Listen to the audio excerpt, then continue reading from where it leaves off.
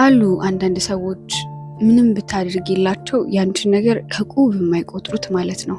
የከፈልሽላቸውን ነገሮች በሙሉ ያደረግሽላቸውን መልካም ብለሽ ያሳለፍሽላቸውን ነገር በሙሉ እነሱ ከቁብ የማይቆጥሩት ማለት ነው። እና እንደዚህ አይነት ጊዜ ሲያጋጥማችሁ እናንተ ማንንም ሰው ለማስደሰት አይደለም የተፈጠራችሁት። ማንንም ሰው ማስደሰት ካለባችሁ ማስደሰት ያለባችሁ እራሳችሁን ነው። ዋጋ ከከፈላችሁም ለራሳችሁ ነው።